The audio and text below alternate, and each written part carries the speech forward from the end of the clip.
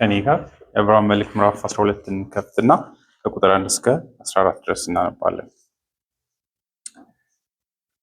እንግዲህ እነዚህን የመሳሰሉ ብዙ ምስክሮች እንደ ደመና በዙሪያችን ካሉልን ሸክም የሚሆንብንን ሁሉ በቀላሉም ተብትቦ የሚይዘንን ኃጢአት አስወግደን ፊታችን ያለውን ሩጫ በጽናት እንሩጥ።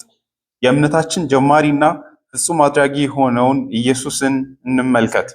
እርሱ በፊቱ ስላለው ደስታ መስቀሉን ታክሶ የመስቀሉንም ውርደት ንቆ በእግዚአብሔር ዙፋን ቀኝ ተቀምጧል። እንግዲህ ዝላችሁ ተስፋ እንዳትቆርጡ ከኃጢአተኞች የደረሰበትን እንዲህ ያለውን ተቃውሞ የታገሰውን እርሱን አስቡ። ከኃጢአት ጋር ስትታገሉ ገና ደማችሁን እስከ ማፍሰስ ድረስ አልተቃወማችሁም። ልጆች እንደመሆናችሁ እንዲህ በማለት የተናገራችሁን ማበረታቻ ቃልም ረስታችኋል። ልጄ ሆይ የጌታን ቅጣት አታቅል፣ በሚገስጽህም ጊዜ ተስፋ አትቁረጥ። ምክንያቱም ጌታ የሚወደውን ይገስጸዋል፣ እንደ ልጅ የሚቀበለውንም ይቀጣል። እግዚአብሔር እንደ ልጆቹ ይዟችኋልና የተግሣጽን ምክር ታገሱ። ለመሆኑ አባቱ የማይቀጣው ልጅ ማን ነው? ልጆች ሁሉ በሚቀጡበት ቅጣት ተካፋይ ካልሆናችሁ ዲቃሎች እንጂ ልጆች አይደላችሁም። ከዚህ በላይ እኛ ሁላችን የሚቀጡን ምድራዊ አባቶች ነበሩን፣ እናከብራቸውም ነበር። ታዲያ ለመናፍስት አባት እንዴት አብልጠን በመገዛት በሕይወት አንኖርም? አባቶቻችን መልካም መስሎ እንደታያቸው ለጥቂት ጊዜ ይቀጡን ነበር። እግዚአብሔር ግን የቅድስናው ተካፋዮች እንድንሆን ለእኛ ጥቅም ሲል ይቀጣናል። ቅጣት ሁሉ በወቅቱ የሚያሳዝን እንጂ ደስ የሚያሰኝ አይመስልም። በኋላ ግን ለለመዱት ሰዎች የጽድቅና የሰላም ፍሬን ያስገኝላቸዋል። ስለዚህ የዛለውን ክንዳችሁን የደከመውን ጉልበታችሁን አብርቱ። አንካሳው እንዲፈወስ እንጂ የባሰውን እንዳያነክስ ለእግራችሁ ቀና መንገድ አብጁ። ከሰው ሁሉ ጋር በሰላም ለመኖር የሚቻላችሁን ሁሉ አድርጉ። ለመቀደስም ፈልጉ። ያለ ቅድስና ማንም ጌታን ማየት አይችልም። እግዚአብሔር አባታችን እንዲያስተምረን ይህንን የቃል ጊዜም እንዲባርክ በጸሎት እንቅረብ። እጅግ መልካም የሆንክ እንዳንተ መልካም በሰማይ በምድርም የሌለ ቅዱስ የጌታችን ኢየሱስ ክርስቶስ አባት ለእኛም በእርሱ በኩል ቸር አባታችን ሆይ ስለዚህ ማለዳ እናመሰግናለን። ወደ ቤትህ በዚህ ማለዳ እንድንመጣ ስለሰበሰብከን ምሕረትህን ስላሳየህን እናመሰግናለን። ያንተን ፊት ቀና ብለን ለማየት የሚያስደፍር ሕይወት የሌለን ሰዎች ነን። ነገር ግን በልጅ በክርስቶስ ኢየሱስ በከፈትክልን አዲስና ሕያው መንገድ በፊትህ እንቀርባለን። ዛሬም ይህ ስለሆነልን እናመሰግናለን። እግዚአብሔር አባታችን ሆይ ዛሬ አሁን በፊት ይኸው ቃልን ለማዳመጥ ተሰብስበናል። ቸርነትን እንድታረግ እንለምንሃለን። አንተ ወደ አንተ ለሚመጡ ደግነትን እንደምታሳይ ራስንም እንደምትገልጥ እናውቃለን እና እነዚህን ቃሎችን እንድታበራልን ይህንን የቃል ጊዜም ደግሞ መንፈሳዊ በሆነ መንገድ ትርጉም እንዲኖረው ለሕይወታችን እንድትባርክ እንለምናለን። እግዚአብሔር አባቶ አንተ ፍሬ እንዲኖር ካላረክ ነገሮች ሁሉ ዋጋ እንደሌላቸው እናውቃለን። ከተማ የሚጠብቅ በከንቱ እንደሚጠብቅ ደግሞ ቤት የሚሰራን በከንቱ እንደሚሰራ እናውቃለን። የቃል ስብከትም በአንተ በመንፈስ ቅዱስ ኃይል ነገሮችን ካልገለጥክልን ለሕይወታችን ምንም እንደማይፈይድ እናውቃለን። ስለዚህ በቸርነት እግዚአብሔር አባቶ እነዚህ ቃሎች ለሕይወት እንዲሆኑልን እንድታረግ እንለምናለን። ስለ ብዙ ቸርነትም እናመሰግናለን። ጨርሰን እስከምናመሰግን እንድትረዳ እንለምናለን። በጌታችን በኢየሱስ ክርስቶስ ስም አሜን።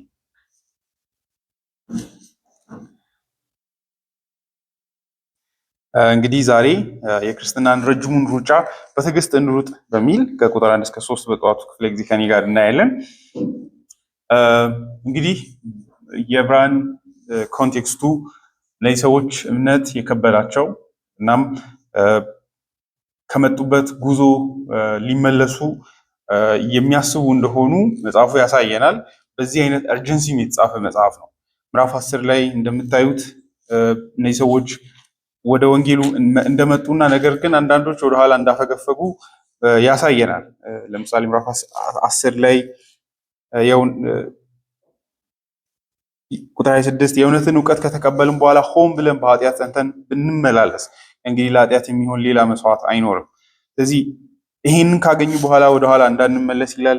ላይ ደግሞ ቁጥር 24 እርስ በርሳችንም ለፍቅርና ለመልካም ስራ እንዴት እንደምንነቃቃ እናስብ። አንዳንዶች ማድረጉን እንደተዉት መሰባሰባችንን አንተው፣ ይልቁንም ቀኑ እየተቃረበ መምጣቱን ስታዩ እርስ በርሳችን እንበረታታ ይላል እና አንዳንዶቹ መምጣት እንዳቆሙ እናያለን እና እንደዛ እንዳደረጉም እንመለከታለን እና ጸሐፊው በዚህ ውስጥ ሆኖ ነው እምነትን እንዳይተዉ ለማውራት የሚሞክረውና በዛ መካከል የእምነትን ባህሪ ያወራል። ከዛ ለማበረታታት እንግዲህ የብሉይ ኪዳን አባቶችን እምነት ያመጣል፣ ብቸኝነት እንዳይሰማቸው። ከአቤል ጀምሮ አባቶች ሁሉ በእምነት እንደኖሩ ለማሳየት ይሞክራል። በእምነት እንደኖሩ ለማሳየት ሲሞክር ግን እነዚህ ሰዎች እያለፉበት ያለበትን ፍርሃትና ጥርጣሬ በመገንዘብ ነው እሱኑ ራሱ እንዲያውም አድሬስ ለማድረግ እየሞከረ ያለው። ማለትም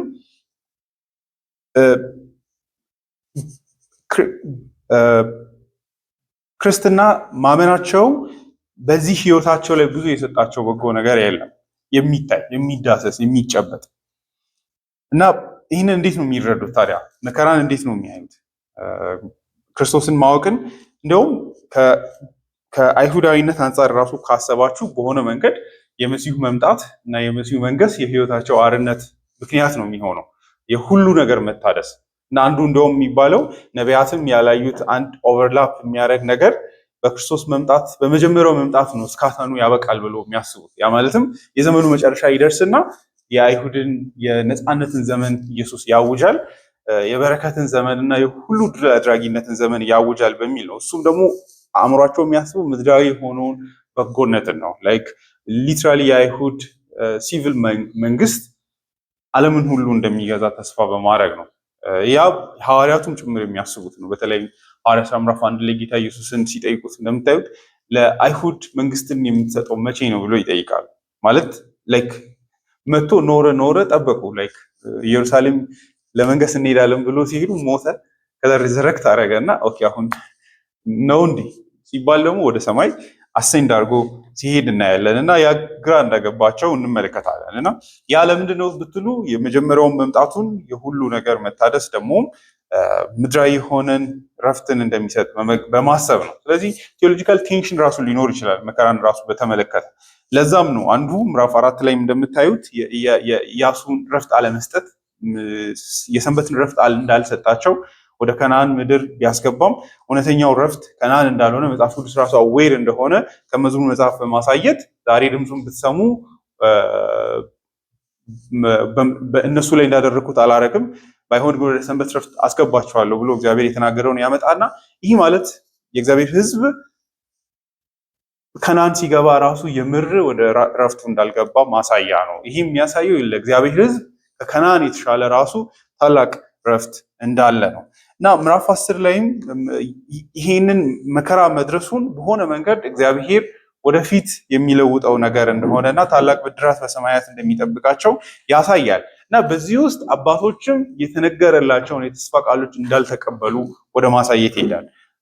እምነታቸው እንጂ ተስፋ ቃሉን እሱም ልክ አብርሃምን ስትመለከቱ የከነዓን ምድርን ርስት አድርጎ ለመቀበል ነው የወጣው። ነገር ግን መጨረሻ ላይ ምንም ሳያገኝ ሲሞት ያሳየናል።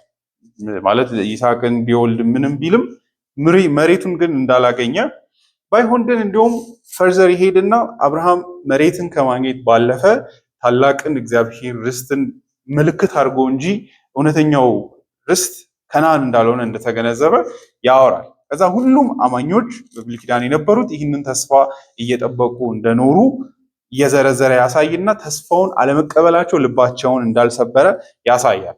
እንግዲህ እነዚህ ሁሉ ሰዎች ሞኝ አይደሉም ማለት ነው። ተስፋን ሳያገኙ ሙሉ ሪዋርዱን ሳይቀበሉ በእምነት ግን እስከ መጨረሻው ድረስ ሳይደክሙ እንዴት እንደኖሩ ያሳይና መጨረሻ ላይ ኮንክሉድ ያደርጋል።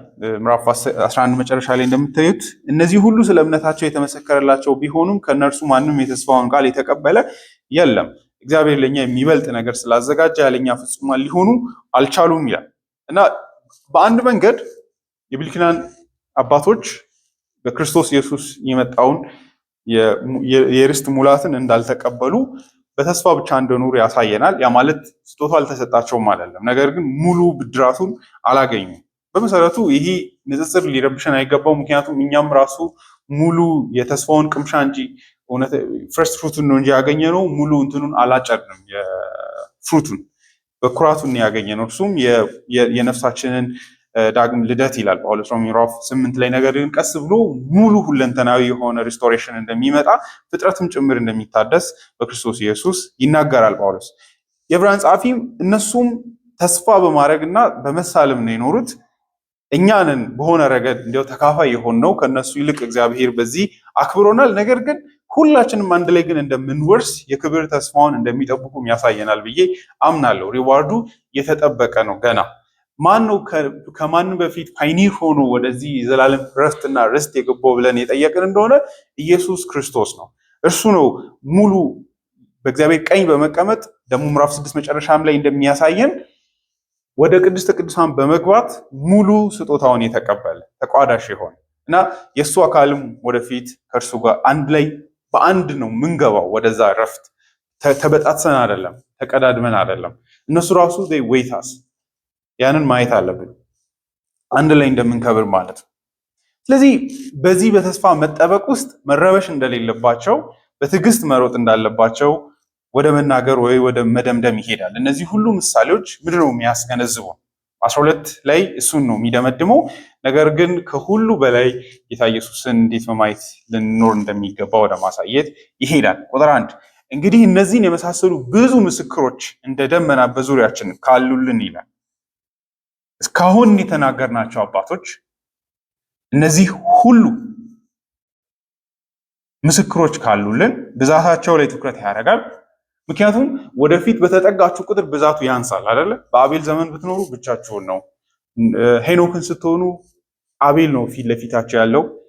ወደ ኖህ ስትመጡ 2 ሰው አለ ፊት ለፊቱ። አብርሃም ጋር ስትመጡ የተወሰኑ ሰዎች አሉ።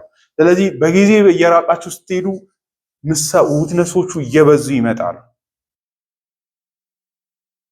እና እኛ እጅግ ብዙ ምስክሮች አሉልን ይላል።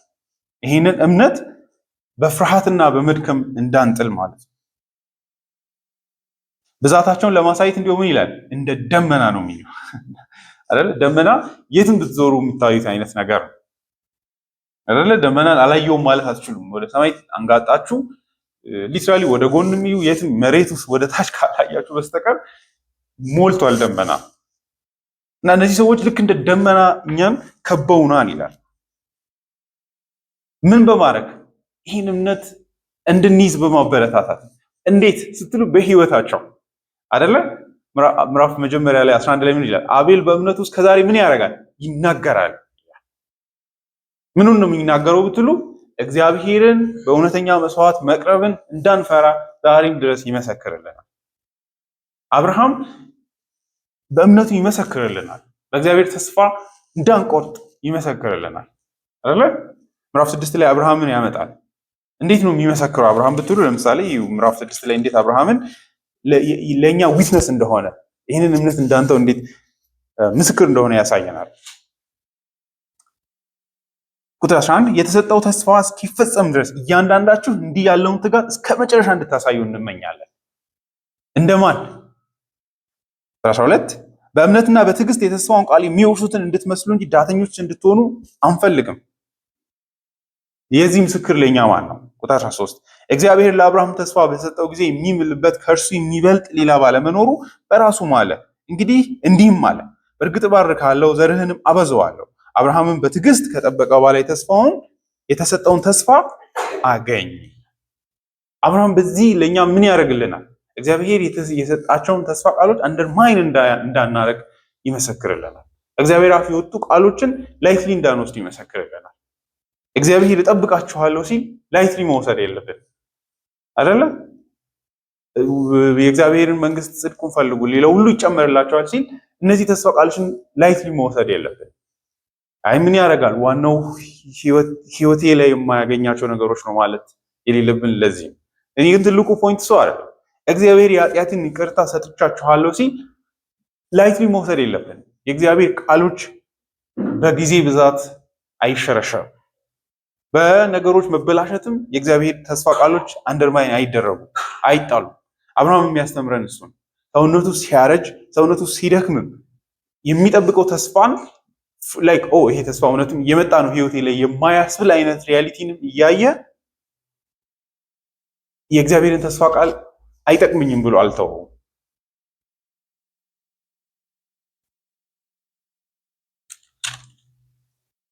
ኢዮብ ያዕቆብ መልእክት ላይ እንደሚያደርገው አይደለ? ኢዮብን ተመልከቱ እንዴት በትዕግስት እንደኖረ ይላል።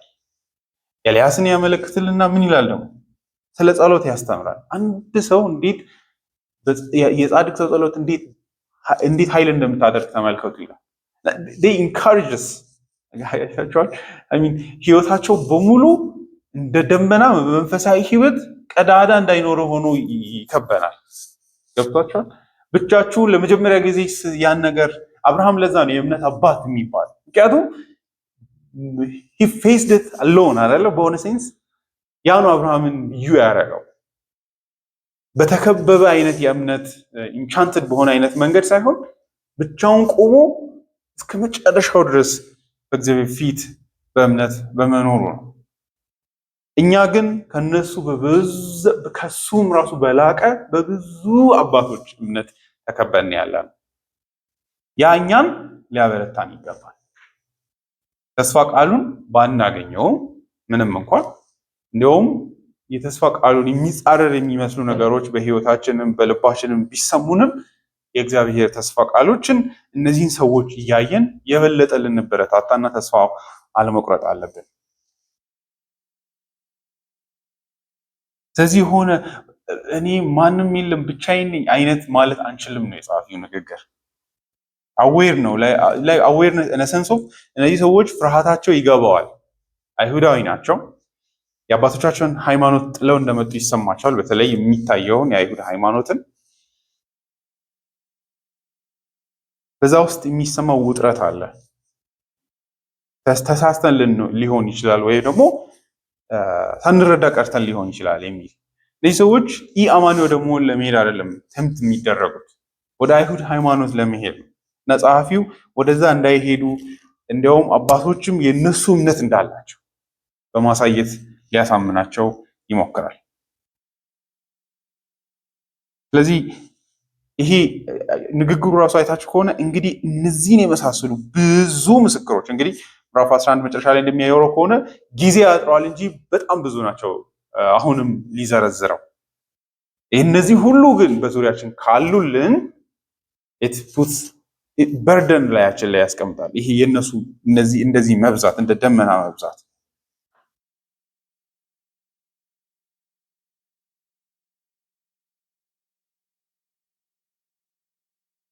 ስለዚህ እንበርታ። እየተጠራ ነው ወደ ማን እንደሆነም ይታያል። የማን ካምፓኒ እንድንሆን እንደተጠራንም ራሳችንን ምን ያህል የከበርን እንደሆነ ልናስብ ይገባል። የነዚህ የእምነት አባቶች ወዳጆችና ባልንጀራዎች እንድንሆን በክርስቶስ ኢየሱስ ይህ አይነት ትልቅ ዕድል ተሰጥቶናል እና እነዚህ ሁሉ ደግሞ ለኛ ዊትነስ ያደረጉ ምን እንድንሆን ነው? ወደ ተስፋው ግብ እንድንመጣ ነው መሻታቸው። በህይወታቸው በኖሩት ህይወት ሞኑመንት አስቀምጠው አልፈዋል። በእምነት የመኖር ምስክር ሆነው በድፍረት በእግዚአብሔር ፊት የእግዚአብሔርን ተስፋ ቃሎች አምኖ የመኖር ዊትነስ ሆነው አልፈዋል። ይሄ ሁሉ ምንድነው ግቡ ሲባል እኛም እግዚአብሔርን በማመን በተስፋ ቃሎቹ ላይ ተማምነን እንድንኖር ነው። ስለዚህ እነዚህ ሁሉ ምስክሮች ካሉልን አንድ ምን እናርግ? እነዚህን ሁለት ነገሮች እናርግ። እነዚህ ሁሉ እንደ ደመና ከበውን ስላሉ ሸክም የሚሆንብንን ሁሉ በቀላሉም ተብትቦ የሚይዘንን ኃጢአት እናስወግድ። ሁለት ነገሮችን ይናገራል። አንደኛው የምንጥለው ነው፣ አንደኛው ደግሞ የምናረገው ነው። አንደኛው አሉታዊ ኔጌቲቭ ነው፣ አንደኛው ግን ፖዚቲቭ ነው የምናደርገው ነው። አንደኛውን መክታት ብቻ ነው ያለብን፣ ሌላኛውን ግን ማድረግ ነው ያለብን። ከምንተዋቸው ነገሮች ውስጥ አሉታዊ በሆነ መንገድ ሁለት ነገሮች አሉ። አንደኛው ሸክም የሚሆንብንን ሁሉ አንድ፣ ሁለተኛው ደግሞ በቀላሉ ተብትቦ የሚይዘንን ኃጢአት። እነዚህን ሁለቱን ማስወገድ አለብን። ምንን በማየት እንደዚህ እንደ ደመና የከበቡ ምስክሮች ያሉን መሆናችንን ስናይ አይታችኋል። እምነት ሁሌም ኃጢአትን መተው ሸክም የሆንብንን መጣል የእምነቱን ታላቅነት ከመረዳት ይመጣል። ይህንን ሳደርግ ከማን ጋር ወዳጅ እየሆንኩ እንደሆነና የምን አይነት የተስፋ ወራሽ እየሆንኩ እንደሆነ ከመገንዘብ ነው የሚመጣው አይደለ? ሰው ይህ በጣም ኢንፈሳይዝ መደረግ አለበት። ሰው ጳውሎስም ኤፌሶን ምዕራፍ 4 ላይ እንደሚል እንግዲህ ለተጠራችሁለት ጥሪ እንደሚገባ ኑሩ ሲል ታላቅነቱን በማሳየት ማለት ትልቅ ብድራት ያለው ህይወት እንደሆነ ህይወታችን ቀላል ተራ እንዳልሆነ በዚህ በእምነት ነው መቁጠር ያለብን ህይወታችንን። እነሰንስ እኔ ምንም ነኝ ያን ያለ የኔ ህይወት ለማን ማተር ያደርጋል? እምነተ ቢስነት እሱ ነው አንዱ። ገብታችኋል? እኔ እቺን ኃጢአት ባላረግ ምን ሀገር ይለወጣል ወይ የሚል አይደል? ይሄ ራስን ላይ መውሰዳል እኔ ምንድን ነኝ የሚል እምነት ራሱንም ሲሪየስሊ ይቆጥራል። እነሰንስ ኦፍ ራሳችንን ማካበድ እንዳይመስላችሁ እያልክ ያለሁት ግን እግዚአብሔር ከወደደበት ፍቅርና እኛን አይደለ በልጁ በክርስቶስ ኢየሱስ ዋጋ ሰጥቶን ከጠራበት ክብር አንጻር ስናየው we need to act in a certain way። ይህንንም ደግሞ በእምነት ልናደርገው ይገባል። መቁጠር አለብን በእምነት። እሱን ካላረግን እነዚህ ነገሮች ማድረግን አሳንሰን ነው የምናየው አይደለ? እኔ በእነዚህ የእምነት ምስክሮች ተከብቤ ነው ያለሁት። እኔን ያዩኛል። እኔ ኢማጂን ዛት ያዩኛል። ህይወቴ በሃይማኖት ውስጥ ጠንክረው ከኖሩ ሰዎች ጋር አንድ መሆንበትም ነው። ለእነሱም ደግሞ ማተር ያደርጋል የኔ ማሸነፍ ብላችሁ ስታስቡ ማለት ነው። በእውነቱ አንዳንዴ ራስን ይህን መረዳት ህይወትን ይቀይራል። ምን ማለት ይመስላችሁ? ካልቪን ለምሳሌ ስለ ልጆቻቸውን በድካም ስለሚያሳድጉ እናቶች ለማስረዳት ሲሞክር እንደዚህ ይላል። አንዲት እናትን በእውነተኛ መንገድ ልጆቿን በመውደድና ያንን ህይወት ያልተዋረደ አድርጋ እንድታይ ሊያረጋት የሚችለው ያንን ህይወት እንድትኖር የጠራት እግዚአብሔር መሆኗን መረዳትና የሰማይ ሰራዊት ህይወቷን የሚመለከት መሆኑን መገንዘብ ነው ይላል። ይሄንን የማይረባ የሚመስል ህይወቴን መላእክት ያያል፣ እግዚአብሔር ያያል የሚለው መረዳት ነው ኤነርጂ የሚሰጠው ይላል። እንደዚህ አይነት አይታችኋል። ካውንት የምታደርጉበት መንገድ ነው ማተር የሚያደርገው። የምታደርጉት ነገር ትልቅነት አይደለም። ልክ እንደዛ ነው የኛ ሁላችንም ህይወት እንደዛ ነው አይደለ? የአንድ ኃጢአተኛ ወደ እግዚአብሔር ቤት መመለስ በሰማያት ታላቅ ደስታ ነው ብላችሁ ስታስቡ you take it seriously አይደለ? የምራውን እኔ ኢየሱስን አምኜ ብድን ሰማይ ላይ እንደዚህ ፌሽታ ይሆናል አይደለ? በሰማያት ታላቅ ደስታ ይሆናል። እኛ ራሱ ትልቁ ችግር ምንድን ነው መሰላችሁ? we take it lightly አይደለ? ኢየሱስ ራሱ ይላል አንድ በግ ብዛት ይመስለናል። ብዙ ሰዎች ሲድኑ የሚደሰቱ ነው ይመስለን፣ ግን it matters አንዱ ራሱ አማኝ በክርስቶስ ኢየሱስ አምኖ ሪፐንት አድርጎ ወደ እግዚአብሔር ሲመጣ በሰማያት ታላቅ ደስታ ይሆናል። ድንኳን ይጣላል። አሁንም እንደዛ ነው ማሰብ ያለብን። ብዙዎቹ እዚህ ላይ የሚያወሩት እሱ ነው። ዊትነስ ነው ሲሉ አንዳንዴ ፓሲቭ ዊትነስ ብቻ እንዳይመስለን ይላሉ። ያዩናል ይላል። እንደው ካልቪን ራሳችሁን አስቡ። እየሮጣችሁ እንደሆነ ኦሎምፒክ ላይ ሰዎች አንዳንዴ እኮ በዚህ ጉልበት የሚሰጣቸው እሱ ነው አይደለ? በጣም አፍቃሪ ስለሆኑ አይደለም፣ ክብሩን ስለሚወዱ አይደለ? ማጀስቲክ ኤክስፒሪየንስ ነው። አንዳንድ ጊዜ አንዳንድ የስፖርት ኢቨንቶችን ስታዩ ሰዎች ይላሉ ጉሳምስ ሰው ጸጉሬ እንደዚህ የሰውነት ጸጉሬ ይቆማል ይላሉ። ሞመንቶችን አንዳንድ የስፖርት ሞመንቶችን ሲታይ ሰዎች ያን ሁሉ ሼር የሚያደርጉት ለምንድን ነው ስትሉ ግሎሪ ስላለው ዓለም ሁሉ ስክሪኖች ሁሉ እናንተ ላይ እንዳረፈ ስታስቡ የሚሰማ ጉልበት አለ።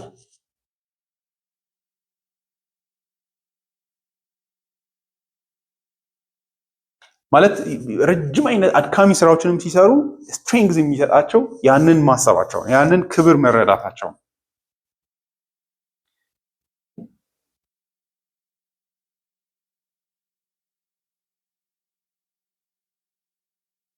ካልቪን እንደዚህ ይላል we who have beforehand shown the way to us and yet he preferred calling them witness rather than runners in order to intimate that they are not rivals seeking to snatch from us the prize but approves to applaud and hail our victory. And Christ also is not only the umpire but also extends his hands to us and supplies us with strength and energy.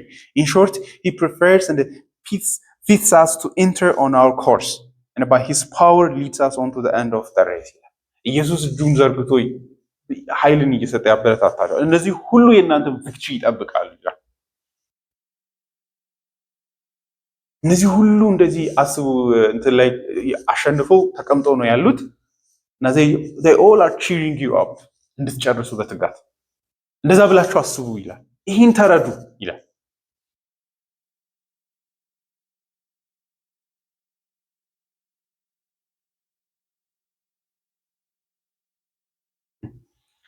ስለዚህ አንዳንዴ ይህንን አለመቁጠር ነው አለ አይደል ዲሲሽኖቻችንን፣ ህይወታችንን፣ የእምነት ውሳኔዎቻችንን ተራ አድርገን የምናያቸው።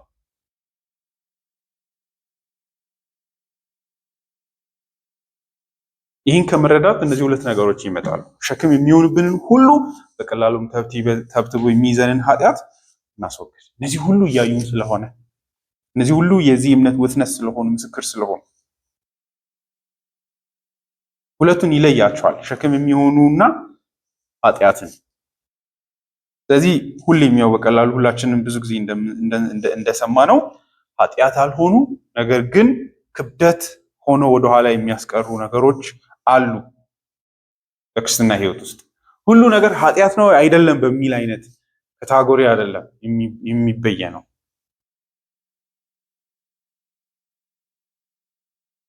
አንዳንድ መብቶቻችን ራሱ ሊተው ዘንድ ሊገባቸው ይችላል።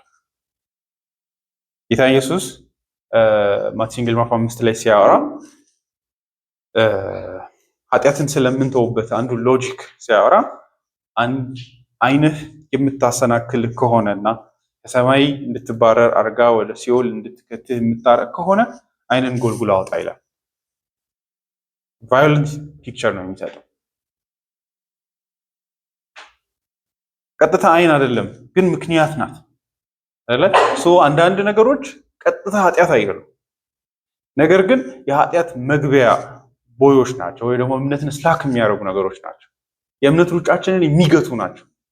መንፈሳዊ ህይወታችን ትራይቭ እንዳያደርግ ከኋላ ይዘው ወይ ደግሞ ዌይት ሆነው ላይክ ፍጥነታችንን ይቀንሳሉ አይደለ? ምሳሌ እየሰጠ ያለው የሩጫን ነው። እንግዲህ እንደምታዩት እንሩጥ ነው የሚለው። ሩጫ ላይ እነዚህ ነገሮች መደረግ አለባቸው። ሁለት ነገሮች አይደል? ሸክም ከከበደና ጠልፎ የሚይዛቸው ሁለት ፒክቸር ነው የሚሰጠው። አንደኛው ከላይ ሆኖ ሰውነታችሁን በማክበድ እንዳትሮጡ የሚያደርግ ፍጥነታችሁን፣ መንፈሳዊ ፍጥነታችሁን የሚቀንስ፣ ሁለተኛው ግን ምንድን ነው? ጠልፎ የሚይዝ ነው። ኃጢአትን እንደዛ ይመስለዋል። እነዚህ ሁለት ነገሮች ካልተወገዱ ወይ እንጠለፋለን ወይ ደግሞ ፍጥነታችንን እንቀንሳለን። እንዳንሮጥም ሊያደርጉ ይችላሉ። ወደ ፊኒሽንግ ላይኑ እንዳንደርስ ሊያደርጉ ይችላሉ። ስለዚህ ህይወት ውስጥ እነዚህ ነገሮች መፈለግ አለባቸው፣ መወገድ አለባቸው። ሁሉ ነገር መፍትሄ ነው አይደለም። ሯጭ ሆናችሁ ቦርጫም ሆናችሁ መሮጥ ትችላላችሁ፣ ማንም አይከለክላችሁ አይደለ? ማለት ይሄ ሮንግ ነው ራይት ነው በሚል አይደለም የምትተውት። ማለት ህጎች አሉ ሩጫ ላይ መተላለፍ የማትችሏቸው አይደለ? ስፖርት መንሺፕ አለ፣ ላይክ ማድረግ፣ ዶፒንግ መጠቀም አትችሉም፣ እንደዚህ ነገሮች አሉ። ነገር ግን እንዲህ አረጋችሁ ተብሎ ማትከለከሏቸው ግን አይደለ? ኢትዮጵያዊ ዋናተኛ ሄዶ ትዝ ይለናል አይደለ? እንደዛ ነው። ወይ ደግሞ ሯጮችን ይዋቸው ሰውነታቸው ላይ በተቻላቸው አቅም ሰውነታቸው የሚሸፍን ነገር ብቻ ነው የሚደረገው። ሯጮቹን እያሰበ ያለው እንግዲህ በግሪክ የነበሩ ኦሎምፒያንስ ማለት ነው። ጳውሎስም እንደዚህ አይነት ምሳሌ ቆሮንቶስ ምዕራፍ 9 ላይ ሲጠቀም ታያላችሁ። ሩጫን፣ ቦክስን፣ ሁለቱ ውድድሮችን አምጥቶ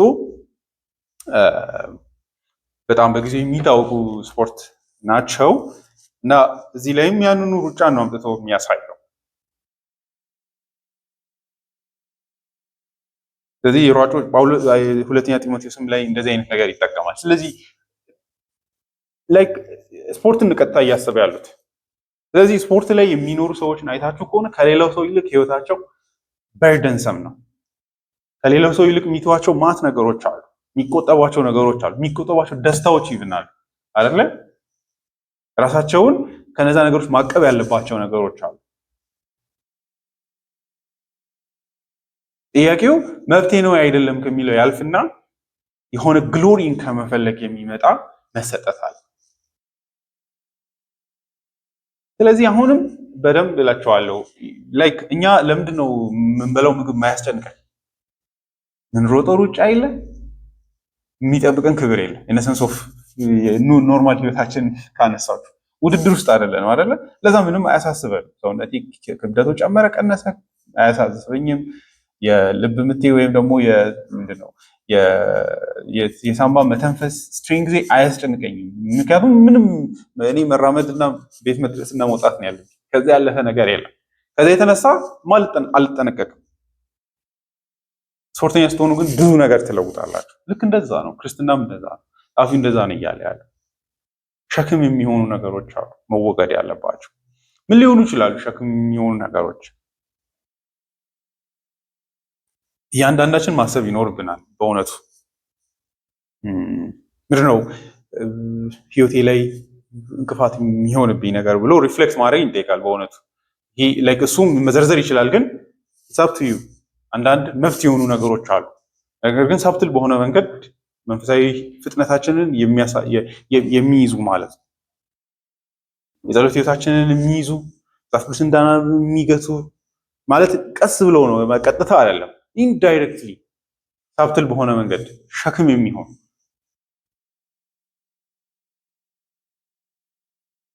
በወንጌል እውቀት እንዳናደርግ ወደኋላ የሚያስቀሩ ማይታዩ ማለት ነው። ማንም ኃጢአት ነው ብሎ የማይነግረን ነገሮች ማለት ነው።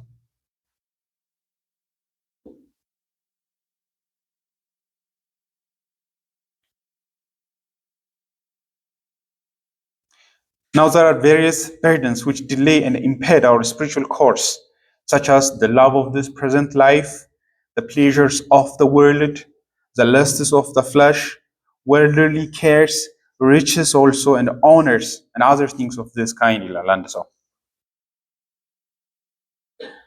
እነዚህ ለእኔ በአብዛኞቹ ኃጢአት ውስጥ የሚካተቱ ናቸው ብዬ አስባለሁ። በሁለተኛው ነገር ግን ቀጥታ አንዳንዴ መናገር አይቻልም። የዓለም ደስታዎች የህይወታችን እንቅፋቶች ናቸው ብሎ ማውራት መስበክ ራሱ ከባድ ነው አይደለ? እነዚህን ሰው ይሄን እያደረክ ነው ቢባል ማን አንተ እንደትጅ ልታረገኝ የምትሏቸው ነገሮች ናቸው። ለዛ እኔም አልልም አይደለ? you have to think for yourself ይሄ እነዚህን ጉዳዮች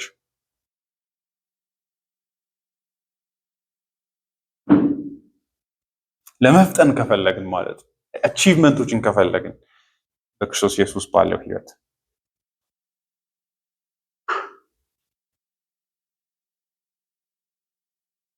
ምን አርጋቸው እንጣላቸው። በጣም ወሳኝ ንግግር ነው። ላይክ ምንም መንገድ ሶሉሽን የለውም። መጣል ብቻ ነው ያላቸው አማራጭ አንዳንድ ነገሮች ህይወት ላይ ማለት ተወዳጅተን ሁለቱንም ይዘን አቺቭ ማድረግ ማንችላቸው ነገሮች እንደማለት ነው። እነዛ ላይ መወሰን ያስፈልጋል። ለመወሰን ካቃታችሁ ደግሞ የተጠራችሁለትን ህይወት ክብር ላሳስባችሁ። it's a glorious መጨረሻ ያለው ህይወት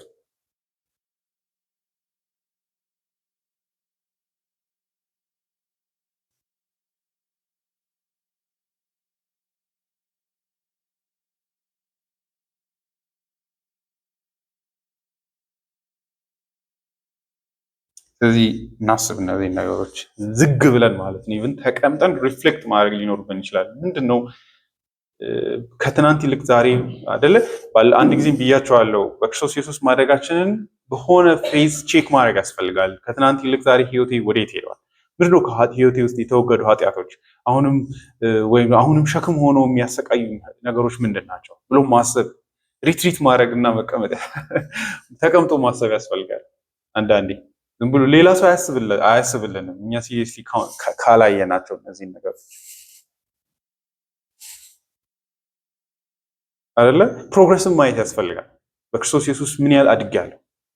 አሁን የምበላቸው ነገሮች ኮንተንቶች፣ መንፈሳዊ ኮንተንቶች አጥንቶ ደግሞ መጥተዋል ወይስ አሁንም ቻይልሽ የሆኑ ጥያቄዎችን መንፈሳዊ ጥያቄዎች እየጠየቅኩ ነው ያለሁት? አይደለ? ፐሪፈሪ ላይ ዳር ላይ ያሉ ሰዎች የሚጠይቋቸው መንፈሳዊ የእግዚአብሔር ቤት ውስጥ ያልገቡ ሰዎች እየተወዛገቡ የሚጠይቋቸው ጥያቄዎች አሉ። እቺ መስመር ልለፍ እያሉ ህይወታቸውን ላለመስጠት ሪዘርቭ እያደረጉ የሚጠይቋቸው ጥያቄዎች፣ እነሱን እየጠየቅን መኖር የለብንም አይደለ? በእግዚአብሔር ቤት ውስጥ ተስፋ እንዳለው ሰው ሙሉ ቫዮለንትሊ ህይወትን በመያዝ በእግዚአብሔር ፊት ለመኖር ልንቆርጥ ይገባል። ለዚህ ደግሞ ማሰብ ተገቢ ነው። ያን ያህል አድጌያለሁ ወይ? አንዳንድ ሰው ማደጌን ላላቅ እችላለሁ፣ ግን መጽሐፍ ቅዱስ እንደምታውቁ ይነግረናል። ሚን ኢትስ ፖሲብል ቱ ኖው የኖራችሁን ፕሮግረስ ማየት ትችላላችሁ። ስለ ኢየሱስ ያላችሁን እውቀት መመዘን ትችላላችሁ። ቴዎሎጂካል ስላላችሁ መረዳት መመዘን ትችላላችሁ። ስለ እግዚአብሔር ያላችሁን እውቀት ከዛ እግዚአብሔርን ራሱ ምን ያህል እምነታችሁ ምን ያህል እንደጨመረ እምነት የሚጨምር ነገር ነው። የሚቀየር ባይሆንም የሚጨምር ነገር ነው። እግዚአብሔር ላይ ያለኝ እምነት፣ በቃሉ ላይ ያለኝ እምነት፣ በክርስቶስ ላይ ያለኝ መደገፍ ከትናንት ይልቅ it's deeply related with our knowledge of God። እግዚአብሔርን ማምነው የማውቀውን ያህል ልክ ነው። እምነቴ እግዚአብሔርን ትረስት ሳደርግ የእሱን ታማኝነትና ማንነቱን ከመረዳት ጋር በጥብቅ የተቆራኛል። ስለዚህ እነዚህን ጥያቄዎች መጠየቅ ይቻላል።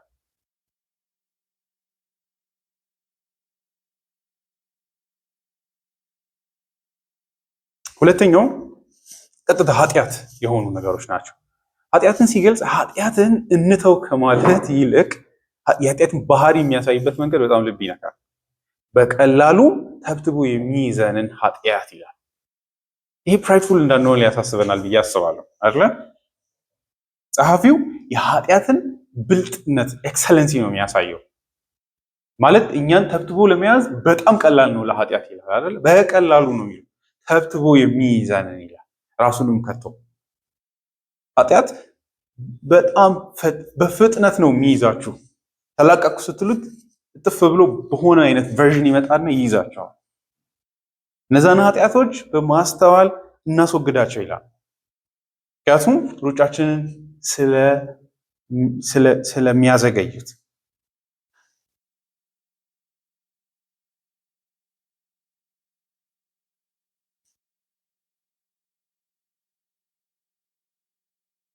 ኃጢአት ለምንድን ነው በቀላሉ ተብትቦ የሚይዘን ሲባል አንድ ሰው ያለንበት ሁኔታ ነው ይላል። ኃጢአታዊ ባህሪ ያለን ያልተላቀቀ አዳም እነዛን አፒል ያደርጋል ኃጢአት፣ እነዛን መሻቶቻችንን። ስለዚህ በቀላሉ ሁክ ያደርገናል። የሚቀለው ለዛ ነው ለኃጢአት እኛን ለማጥመድ። አንዳንድ ሰው ይሄ የሃየር ላይፍ ሙቭመንት የሚባለው አይነት አለ፣ ሆሊነስ ሙቭመንት የሚባለው በቃ በዚህ ምድር ላይ ያላችሁ ኃጢአትን ድምጥማጡን አጥፍታችሁ መኖር ትችላላችሁ የሚል ማለት ነው። እንዲያውም ሁለት አይነት የመንፈሳዊ ፌዝ አለ። መጀመሪያ ወደ ኢየሱስ መጣችሁ ትንሽ የምትታገሉበት፣ አንደኛው መስመር ግን ስታልፉ ከኃጢአት ጋር ላትገናኙ ትለያያላችሁ ይላሉ። እሱ በጣም መጥፎ ነው። ምክንያቱም አልዳንኩም ልትሉ ትችላላችሁ ኃጢአትን በመታገላችሁ። ነገር ግን እነዛ ሰዎች ኃጢአትን እኛ ክላስም ሲያስተምሩ ጥሩ አስተምረዋል። እነዛ ሰዎች ስላሸንፈው አይደለም። it leads them to hypocrisy። ምን አይነት ነው የሚሆነው? ኃጢአታዊ ህይወት እንዳላቸው መካድ ይጀምራሉ አይደል? ሪፒንት ማድረግ ኃጢአት አይደለም ይላሉ። እሱ እንዲያውም ይገላቸዋል። ኃጢአት የሁሉ ነገሮችን ሪኮግናይዝ ካደረጋችሁት ህይወታችሁን አይደለ? ምክንያቱም ሰው ሁሉ ሁለተኛውን ፌዝ አልፌያለሁ ይላቸዋል። ቸርች ይመጣና ሁሉም ሰው እኔ ከስምንት በአንድ ጽሁፍ እንዲያውም ያስነበቡለት ህይወቱ ላይ እንትኑ ላይ ጻፈው ነው እና በቃ እስከ 8 ዓመት ምናምን ድነት ሳጣ ታገኝ እንደዚህ ተሰቃይቼ ነበር፣ አሁን ግን አልፌያለሁ ግሎሪየስ በሆነ መንገድ ይላል። አስቡ። ከዛ በኋላ ሊሆን የሚችለው ኃጢአት ጠፍቶ አይሆንም። ምክንያቱም ነው የእግዚአብሔር ቃል እውነት እንደሆነ። አንዳንድ ሰዎች ከብዷቸው ቆሮንቶስ ምዕራፍ 7ን የጳውሎስን ሮሜ ምዕራፍ 7ን ይሄ ያልዳነ ሰው ህይወት ነው ይላል። ጳውሎስ ይህ ከመዳኑ በፊት የነበረው ህይወት ነው ይላል። ከዳነ በኋላ እንደዚህ አልተቸገርም ይላል። አንዳንዴ እንግዲህ ዮሐንስ እንዳለው ህይወታችንን መመልከት ነው፣ ሌላ ምንም በእግዚአብሔር ብርሃን አዘርዋይስ ከሃዲ እንሆናለን ነው የእግዚአብሔርን እውነት እሱ ማጥተኛ መሆናችንን። ምክንያቱም እውነተኛውን አርነት ጳውሎስን በክርስቶስ ኢየሱስ በሞት ሲለይ ነፍሱ እንደምታገኝ በኋላ ደግሞ በትንሳኤው ሙሉ ኃጢአት ላይ ቪክትሪ እንደሚኖረን ይናገራል። እስከዛ ድረስ ግን ይሄ ነው የክርስቲያን ህይወት እውነታ። ምክንያቱም የዕብራውያን ጻፊ ምን እያለ ነው? ተጠንቀቁ እያለ ነው። አስወግዱ እያለ ነው። አስወግዱ ማለት ምንድን ነው ማለት? በፍጥነት መጥቶ ስለሚያጠምዳችሁ አስወግዱት በፍጥነት ይላል። ይሄ ማለት ኤሚነንት ዴንጀር ነው ማለት ነው። እኔ ነፃ ነኝ፣ እኔ ሰማይ ላይ ነኝ እንዳንደል ማለት። ስለዚህ ያለንበት ሁኔታ ለኃጢአት ተጠቂ ያደርገናል በቀላሉ። ያንን ደካሙን የሚያውቅ ሰው ይጠነቀቃል። ችግር እንዳለበት የሚያውቅ ሰው ይጠነቀቃል። ፕራይድ መጥፎ ነው አይደለ? አንደኛ ቆሮንቶስ ምዕራፍ 10 ላይ ጳውሎስም አንዳንድ ክርስቲያኖች እኛ ጣዖት ቤት ሄደን ምግብ አብረን ብንበላ ምንም አንሆንም፣ ምክንያቱም ጣዖት ሁሉ ውሸት እንደሆነ እግዚአብሔር ብቻ እውነተኛ አምላክ እንደሆነ እናውቃለን ሲሉ፣ ያ ትሩ ግን ተጠንቀቁ፣ ማንም የቆመ የሚመስለው ቢኖር እንዳይወድቅ ይጠንቀቅ። ምክንያቱም አባቶቻችን እነዚህን ሁሉ መንፈሳዊ የሆኑ የጸጋ ሚንሶችን ሄደው መጨረሻ ላይ ግን እንዴት በዝሙትና በእንዲህ በጣዖታዊ አምልኮ እንደወደቁ ተመልከቱ። ስለዚህ ይሄ ለእኛንም ለማስጠንቀቅ ነው የተጻፈው። ስለዚህ የቆመ የሚመስለው ካለ ይጠንቀቅ። ፕራይድፉል የሚሆን ካለ ኃጢአት አይደርስብኝም እኔ ኤክሴል አድርጌያለሁ የሚል ሰው ካለ፣ ስለዚህ ጊዜው ሳይደርስ እንደከበርን እንዳንቆጥር ማለት ነው። ዊአር ከኃጢአት ጋር በመታገል ውስጥ ነው ያለ ነው። አንዳንድ ጊዜ አሁን ሰዎች ቢጠይቋችሁ ምን አይነት መልስ ነው ያላቸው? እንዴት ነው ህይወት ላይ ስትራግል የምታደርጋቸው ኃጢአቶች አሉ ሲባል ለማስታወስ ከራቀን መጥፎ ነው። ያ ማለት እያሰብን አይደለም፣ ጠላቶቻችንን እያሰብን አይደለም ማለት ነው። ወይ ደግሞ ኢንፊልትሬት አድርገው ኦልሬዲ ቤታችንን አስጥመውታል አይደለ? እንደዛ ነው የሚሆነው። በፍጥነት ሊመጣልን ይገባል። ምክንያቱም ኃጢአት አንዱን ስታሸንፉት በሌላው ይዞራል። የሆነውን የሚለው እሱን ነው። ወንድም የመጨረሻ ማስጠንቀቂያው መቃብር ውስጥ እስካልገባ ድረስ እንዳተኛ ይላል። ቪጅለንት ሆነ ጦርህን ሁሌም በተጠንቀቅ ቆመህ ራስህን ጠብቅ ይላል ከኃጢአት።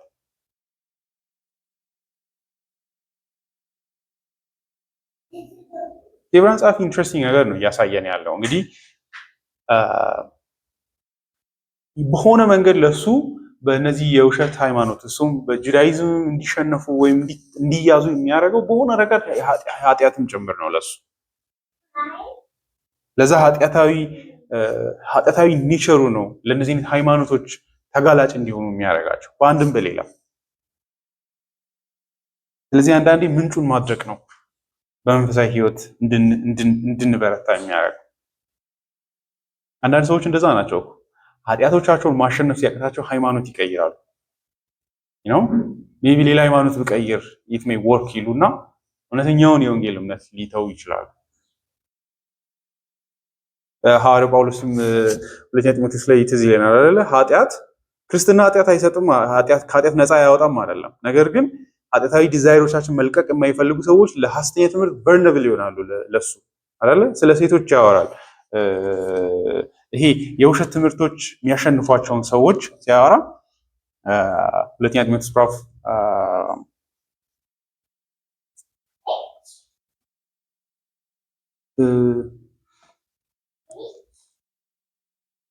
ምዕራፍ 3 እንደዚህ ይላል። ምዕራፍ 3 ቁጥር 6 ለነገሩ ሰዎቹን ማን እንደሆኑ እንድናይ ከላይ ልምጣ። ቁጥር 4 ጀምሮ ከዳተኞች፣ ችኩሎች፣ በከንቱ በትዕቢት የተወጠሩ ከእግዚአብሔር ይልቅ ተድላን የሚወዱ ይሆናሉና ሃይማኖታዊ መልክ አላቸው፣ ኃይሉን ግን ክደዋል። ከነዚህ ራቅ።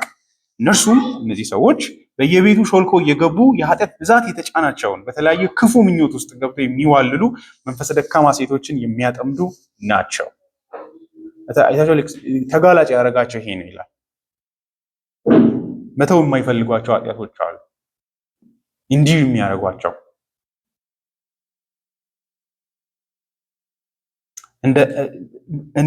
እንደነዚህ ያሉ ሴቶች ሁልጊዜ ይማራሉ፣ ነገር ግን እውነትን ወደ ማወቅ ፈጽሞ ሊደርሱ አይችሉም ይላል። ስለዚህ ዕብራውያን ጸሐፊ በጣም ወሳኝ የሆኑ ቦታዎች ላይ እንዲጠነቀቁ ያበረታታቸዋል።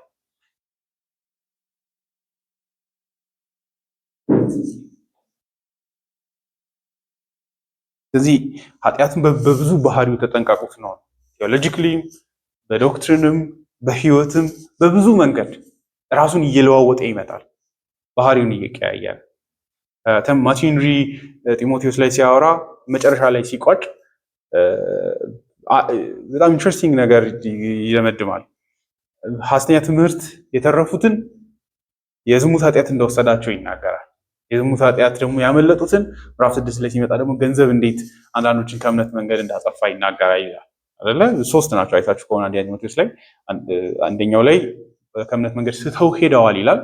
አንዳንዶች ወንጌልን ገልብጠው እሱንም ድራይቭ ያደረጋቸው አዋቂ ነን ለማለት ከሚፈልግ ልብ ነው ይላል አይደለ? የህግ አስተማሪዎች ለመሆን ሲሉ ወንጌልን ትተው ወዳልተገባ አዋቂ ነን ወደሚል ሞኝነት ሄዱ። ምዕራፍ 5 ላይ መጥተው ደግሞ አንዳንዶች ዊዶውድ የሆኑ ሴቶች ባለማግባታቸው ምክንያት ለሰይጣን ተጋላጭ ሆነው በዲያብሎስ እንዴት እንደተወሰዱ ይናገራል ይላል። ምዕራፍ 6 ላይ ይመጣና ሀብትን እንዴት አንዳንዶች በሀብት ፍለጋ ምክንያት እንደፉን ያሳያል። ስለዚህ አንዱን ስታሸንፉ ሌላውን አትርሱ ነው። ኃጢአት በብዙ መንገድ ሁሉም ኃጢአት ነው። የውሸት ሃይማኖትም በሎ ፕራክቲስም ሁሉም ኢንተግሬትድ ሲደረግ ሲጣመር ኃጢአት ነው በተለያየ መልክ መጥቶ የሚያታልለ እና በቶሎም ለማጥመድ የሚከጅ። ስለዚህ ፈጣንና ስዊፍት የሆነ ጠላሽ ሲኖራችሁ እናንተም በዛው ልክ ከሱ ጋር ብርቱ መሆን አለባችሁ አይደለ? ጠላታችሁ ጠንካራ በሆነው ልክ ነው የእናንተም ጥንካሬ የሚወሰነው። ስለዚህ ጠላታችንን ማየት አለብን። ጻፊው እሱ ነው የሚለው። ስለዚህ እነዚህን ሁለት ነገሮችን ካረግን ምን እናድርግ? ከዛ በፊታችን ያለውን ሩጫ በጽናት እንሩጥ። ለነገሩ ኢሚዲየትሊ የሚመጣው እሱ ነው። ሸክም ካቀለላችሁ አይደለ ፍጥነታችሁ ይጨምራል።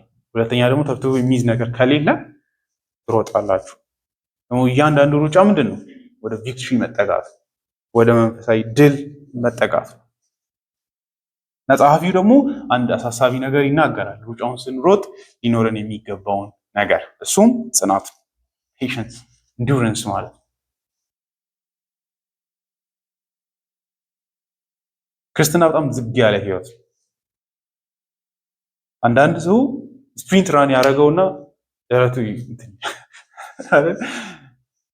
በቃ በ3 ወር ውስጥ ሁሉን ነገር ጨርሻለሁ ይልና የለም ከሆነ ጊዜ በኋላ መጽሐፍ ቅዱስ እውነተኛ ይሁን ማለት ይጀምራል። እግዚአብሔር ቃል ትክክል ነው እንዴ? ይሄ ዶክትሪን ትክክል ነው እንዴ ማለት ይጀምራል። እንደዛ እንዳይሆን ይሄ ኢየሱስ ራሱ አንዱ ወንጌላት ላይ ከሚያስጠነቀቃቸው ነገሮች ውስጥ አንዱ እኔን ከመከተላችሁ በፊት ነገር ኮስት የሚያደርገውን ነገር አስቡ ይላል። ቤት ጀምሮ መንገድ ላይ የሚያቆም ሰው ናችሁ፣ ሰው እንዳይስቅባችሁ። ስለዚህ በደንብ አስቡ። ኢትስ ቲዲየስ የሆነ መንገድ ነው።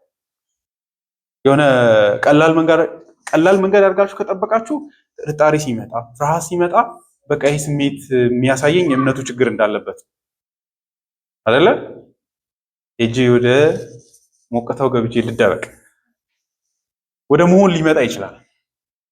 ይሄ ሩጫ በጣም በዝግታ የሚሮጥ ነው። ጽናት ይጠይቃል፣ ፔሽንስ ይጠይቃል፣ ትዕግስት ይጠይቃል።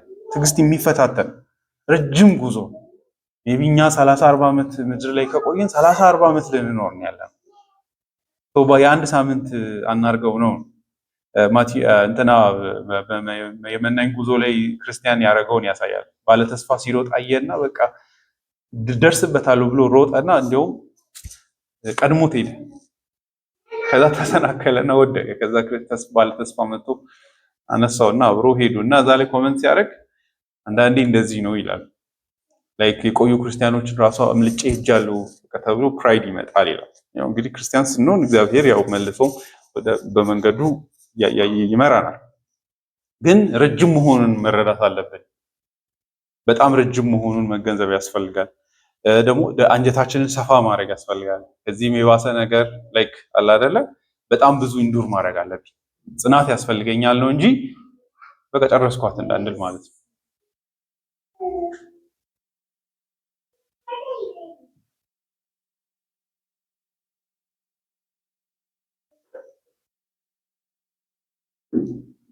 እንድንታገስ ደግሞ የሚያደርገን አሁንም ያለው ከላይ እንደ ደመና የከበቡን ሰዎች ትዕግስት ስናይ እነሱ ራሱ ምን ያህል እድሜያቸውን በብዙ ፋይት እንዳሳለፉ አይደለ? የአብርሃም ሕይወት ከውጭ ሲታይ ምንም ጦርነት የሌለው ሊመስል ይችላል። ግን እያንዳንዱ ቀን ፋይት አይደለ? የተስፋ ቃሉን የለኝም በቃ ወደ አባቴ ቤት ልመለስ፣ እኔ ምን እሰራለሁ እዚህ በደረቅ መሬት ላይ ከምንከራተት ብሎ መመለስ ይችል ነበር።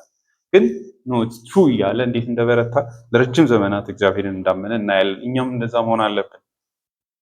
እያንዳንዱ ቀኖችን ረተን ስናልፍ አሸንፌያለሁ፣ ዛሬም በእምነት ጨርሻለሁ፣ ኢትስ ጉድ ዴይ፣ ነገም ተነስተን እናየዋለን። የምር እንደዛ ነው። ሌላው እምነታችንን የሚያጠነክረን ትዕግስትን የሚሰጠን ቁጥር 2 የእምነታችንን ጀማሪና ፍጹም አድራጊ የሆነውን ኢየሱስን እንመልከት። እሱ በፊቱ ስላለው ደስታ መስቀሉን ታክሶ የመስቀሉን ውርደት ንቆ በእግዚአብሔር ቀኝ ዙፋን ተቀምጧል። ከትዕግስት ጋር የተገናኘ አይዟችሁ፣ ብዙ አላቆይም። ከትዕግስት ጋር የተያዘ ነው። ቁጥር 1 ላይ በትዕግስት እንሩጥ አለና በትዕግስት የመሮጤ የልቤ ስፋት ምን ያህል ይሁን፣ እስከምን ድረስ ልታገስ ስትሉ ኢየሱስን ተመልከቱ ነው የሚለው። ትዕግስት ሲያቀታችሁ ጌታ ኢየሱስን እዩ። በጣም ኢንትረስቲንግ ነገር ነው የሚያወራው በእውነቱ። ኢየሱስን እዚህ ክፍል ላይ እንደ ምሳሌ ነው የሚያመጣው። ልክ እንደ አብርሃም እምነትን ሳይረታ እንዳለፈው ኢየሱስም እንዴት ከጥግ ድረስ ሄዶ ኮንከር እንዳደረገ ያሳየናል። ኢየሱስን እንደ ምሳሌ አስቡት። አእምሯችሁ ላይ ያ መልክ ይኖራችሁ፣ ሁሌም በፊታችሁ ይቀመጥ ይላል። እንዲያውም ትዕግስትን በተመለከተ ከማንም ሰው ይልቅ አለ። ቅድም እንግዲህ እነዚህ ሁሉ እንደ ደመና ዙሪያችን ነው የሚቀቡት። ኢየሱስ ግን ፊት ለፊታችን ሆኖ ልናስበው ይገባል። አብርሃምን በማስብበት መንገድ አይደለም ኢየሱስ አእምሮዬ ውስጥ ሊኖር የሚገባው። ሙሴን በማስብበት ኤክስተንት አይደለም። you should be at hand in my mind። ለአእምሮዬ በጣም ቅርብ መሆን ያለበት እንደ ምሳሌ ኢየሱስ ነው። ሰዎች ኢየሱስን እንደ ምሳሌ ብዙ ጊዜ እንደማይነገር ታውቃላችሁ። ግን we should be በጣም ይሄ ነገር ሊነገር ይገባል አይደለ? ስለ ትህትና ራሱ ጳውሎስ ሲያወራ የኢየሱስን ትህትና ሳይቶ ነው የትህትናችንን ደብዝ እንድንለካ የሚጠይቀን። ስለዚህ የሆነ አንድ አጠገብ ያለ የሆነ ሰው አይቼው እንደሱ ትሁቶኛለሁ ብለን መጨረሻ ላይ ደረስን እንዳይመስለን። ትህትና የኢየሱስ አይነት ትህትና ነው። እና መጽሐፍ ቅዱስ ይምር አለ አይደል? የኢየሱስ የማይደረስ ነው ተስፋ ቁረጡ አይገርም? ያን ስላችሁ ፐርፌክሽን ላይ እንደርሳለን አይደለም፣ ግን ምሳሌያችሁ አድርጋችሁ የምትመትሩት ነገር ትግላችሁን ይወስነዋል አይደለ? አንድ የሰፈር ሰው ከሆነ ይሄ ክርስትና ሁሉ መጨረሻ እሱ ማለፍ ቀላል ነው፣ አቺቭ አደረገዋል። ግን እግዚአብሔር እንድንሆን የጠራን ኢየሱስን እንድንመስልን ጭምር ነው። በምን አይነት መንገድ? በሁሉ ረገድ። ሐዋርያው ጴጥሮስ ራሱ የሚደንቃችሁ ሁኔታ ኢየሱስን እንደ ምሳሌ ያመጣል። እርሱ እንደዚህ አይነት ህይወት ኖሮ ያለፈው ለምንድን ይላል? እኛም እንደርሱ እንድንሆን ነው ይህንን የእምነት ጉዞ ያሳየን፣ ወይ ደግሞ የህይወት መንገድ ያሳየን ይላል አይደለ? ኢየሱስን አዳኜ ነው ጌታዬ ነው በምንልበት ልክ ምሳሌ ነው ማለት መቻል አለብን። I should be like him ማለት አለብን አይደለ? ፍቅርን እንደሱ ነው ማሳየት ያለብን፣ እንደሱ ነው መሆን ያለብን አይደለ? ትህትናዬ እንደ ጌታ ነው መሆን ያለበት፣ ትዕግስቴም እንደ ኢየሱስ ነው መሆን ያለበት። እደርስበታለሁ ወይ ሌላ ጥያቄ ነው። ግን what you አንድ ጊዜ ማይክል ሪቭስ ይላል ኢየሱስን በጣም የምታስቡ ከሆነ ይላል ሳታውቁት ኢሚቴት ታደርጋላችሁ ይላል። ላይክ የምታዩትን ነገር ነው ሪፍሌክት የምታደርጉት። ብዙ ሰዓት ኢየሱስ አእምሯችሁ ላይ ካለ ይላል if it's in your imagination የቸርች ስራም እሱ ነው አንዱ የቸርችን አእምሮ በክርስቶስ መሙላት ነው ይላል። ስለ ስብከት ሲያወራ በክርስቶስ ፊት የክብሩ ዕውቀትን እንዲያበራ እንሰብካለን ይላል ጳውሎስ ያለውን በመውሰድ እና የእግዚአብሔር ልክ ሙሴ እግዚአብሔርን ሲያይ ፊቱ መልሶ ሪፍሌክት እንዳደረገ ብርሃን ጸዳል እንዳበራ ይላል። የክርስቶስን ወንጌል በጣም መስማት ይላል ሳይታወቅ ፊታችን የሱን አይነት ኢሜጅ ማፍለቅ ይጀምራል ይላል። እኔ እንደውም አሁን እሱ እንዳስብ አድርጎኛል። ላይክ አይ ቲንክ ወንጌላትን የኢየሱስ መልክ በእርግጥ በኤፒስትሎችም በብሉይ ኪዳንም ይታያል። ግን ደግሞ በክርስቶስ በተገለጠበት ኑሮ ደግሞ የኖረውን ህይወት በደንብ ቸርችን ማሳሰብ አይ ቲንክ የወንጌል መጽሐፍት ሁሉ መሰበክ ሊኖርባቸው ይችላል ብዬ አስባለሁ። የኔ መረዳት ነው አሁን ማስበው። ለሁሌ መራቅ የሌለበት አይነት ሊሆን ይችላል በዚህ ሴንስ አስበው። ምክንያቱም ኢየሱስን ሁሌ እንዲያሳስበን ማለት በየቀኑ እንዲያምሯችን ላይ እንዲኖር ህይወቱ እንዲኖር ማለት ነው። እንደ ሴቪየር እንደ አዳኝ ብቻ ሳይሆን እንደ ምሳሌም ማለት ነው። ሰው ልጅ መድረስ ያለበት የህይወት ምልልስ ሆኖ አምሯችን ላይ እንዲኖር ማለት ነው። ኢየሱስ የእምነታችን ጀማሪና ፍጹም አድራጊ መሆኑ ነው ይህንን ዌይት እንዲኖረው የሚያደርገው። ምን እያለ ነው? አብርሃምን ልንከተል እንችላለን። አብርሃም አማኝ ነው፣ አቤል አማኝ ነው። እነሱ ኦብጀክት ኦፍ ፌዝ አይደሉም፣ ይሁን የሚያምኑት ነገር አለ። ኢየሱስ ግን የእምነቱ ዲዛይነር ነው፣ አርቃቂ ነው፣ የእምነቱ ስትራክቸር ሰሪ ነው። ኢቭን ደግሞ በእኛ ልብም ውስጥ እምነትን የሚፈጥረው እርሱ ነው። እምነቱንም ደግሞ ወደ ፐርፌክሽን የሚያደርሰው እርሱ ነው። ይሄ የዚህ ሃይማኖት ባለቤትም እርሱ ነው። ሃይማኖቱን ወደ መጨረሻው ክብር የሚያደርሰው እርሱ ነው። ሃይማኖት ስላችሁ የምር ሃይማኖቱ ማለት ነው። this religion የሱ ነው ሃይማኖቱ። ከዛ ደግሞ የእምነቱ ኦብጀክት ነው። እምነታችን የሚያርፈው እርሱ ላይ ነው። ከዛስ ደግሞ በእርሱ የሚያምኑትን ወደ ይህንንም ሃይማኖት ይሄ ሃይማኖት በሆነ ረገድ በዚህ ዓለም ተዋርዶ ያልፋል፣ ግን ወደ ፍጻሜው የሚያደርሰዋል፣ ወደ ክብርም የሚያደርሰው እሱ ነው። ይሄን ሁሉ ስለሆነ ሪኮመንዴሽን ነው ይሄ ለኢየሱስ ኢየሱስን እንድንመለከት አይደለ? ሌላ ከሱ በላይ ለዚህ ነገር ብቁ የሚሆን አካል የለም። ለምንድን ነው የምለው ብትሉኝ ፕራክቲካሊ ነው የምላችሁ። አንዳንድ ጊዜ ለምሳሌ ስለሆኑ ካይንድ ሰዎች ታሪክ ሰምተን እኔም እንደዚህ መሆን አለብኝ ልንል እንችላለን አይደለ? ምን ልበል፣ መጽሐፍ ቅዱስ ላይ ያሉትንም ታሪኮች ሰምተን ራሱ እንደዛ ሊሰማን ይችላል። ነገር ግን ከኛ ግን ከዛ የላቀ አእምሯችን ላይ መኖር ያለበት አካል አለ፣ ኢየሱስ ማለት ነው ስላችሁ። ደግነትን ሳስብ ኢየሱስ መምጣት መቻል አለበት። ገብቷችኋል? ላይክ ፖይንት ኦፍ ሪፈረንስ ኢየሱስ ከሆነ ህይወታችንን የምር ይቀይረዋል። ማለት ኢንስፓየር ሊያደርገን ይገባል ለበጎ ስራ።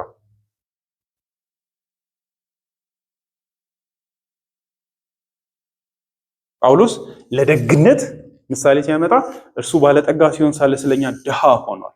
ከዚህ ተነስታችሁ እናንተም ለሌሎች ምን አድርጉ ስጡ ይላል። ኢትስ አሜዚንግ አይደለ? ላይክ ኢንካሬጅ የሚያደርግበት መንገድ ስናይ ማለት ነው። ለምንድነው እንደዚህ የምናደርገው? ኢየሱስ የእምነታችን ጀማሪና ፈጻሚ ነው። ሌላ አካል ይህን አይነት ክብር ማንሰጠው ለኛ እምነት ጀማሪ ሃይማኖታችንንም ወደ ክብር የሚያደርሰው ደግሞ እምነታችንን የሚያረፈው በእርሱ ስለሆነ እርሱ መሆን አለበት። ኢየሱስ ውስጥ ከትዕግስት አንጻር ምንን ከሁሉ በላይ እሱ በፊቱ ስላለው ደስታ መስቀሉን ታክሶ ይላል። ይሄ እንግዲህ ምን እንድናስብ ያደርገናል? ለጸሐፊው የኢየሱስ ህይወት በሆነ መንገድ ከውልደቱ እስከ መጨረሻው መስቀል ነው። እንደምታውቁት ሂሚሌሽን ነው ህይወቱ። ካቴክስማችንም ላይ እንዳለው ከውልደቱ ጀምሮ እስከ መቃብር ውስጥ እስከሚገባ ድረስ የመስቀል ህይወት ልትሉት ትችላላችሁ። ይሄ ላይክ የኢሳያስም ይላል አይደለ? የኢየሱስ መስቀል ማለት እንጨት እንዳይመስለን ላይክ የሆነ እንደዚህ ክሮስድ የሆነ እንጨት እንደዛ አይደለም። it's a man of sorrow ነው የሚለው። ስቃይ ያልተለየው ሐዘን እድሜውን ያልተለየው ሰው። ምክንያቱም ምንድነው ብትሉ ሳብስቲቲዩት ስለሆነ በመስቀሉ ብቻ ሳይሆን በህይወቱም ጭምር ያልተገባውን ህይወት የኖረ ሰው አይደለ?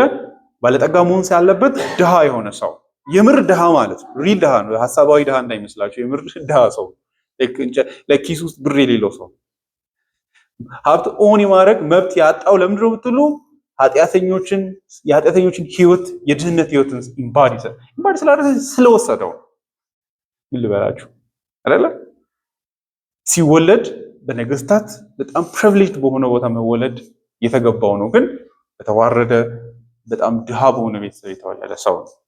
መስዋዕት የሚሰጣቸው ስለሌላቸው እርግብና ዋኖስ ነው መስዋዕት አድርገው ራሱ ሲገረዝ የሰጡት። በዚህ ሴንስ የምር የስቃይ ህይወት ነው፣ የሶሮ ህይወት ነው። ከዛ ደግሞ መንፈሳዊ የነፍስ ስቃይ አለ። እግዚአብሔርን የሚያውቅ ብቻ የሚያውቀው አይነት የህይወት ሐዘን ማለት ነው። ከፊዚካል ሐዘን የሚያልፍ ማለት ነው። በዛ አይነት ጥላ ስር ነው የኖረው ኢየሱስ።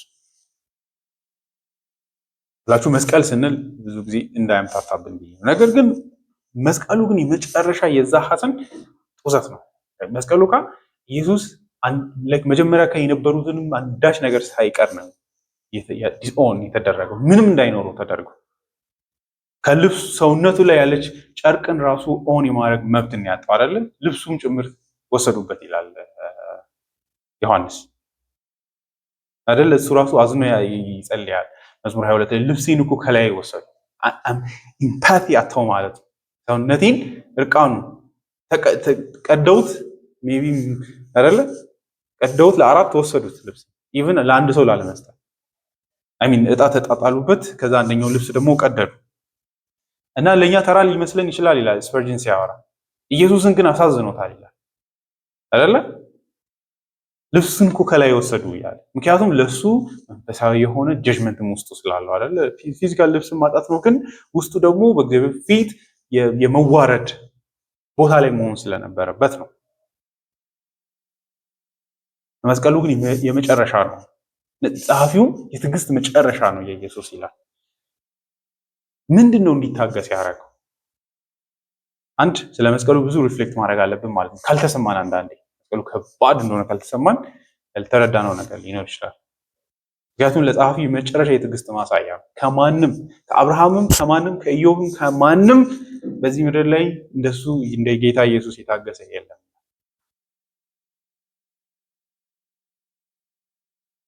የእግዚአብሔር ቁጣ፣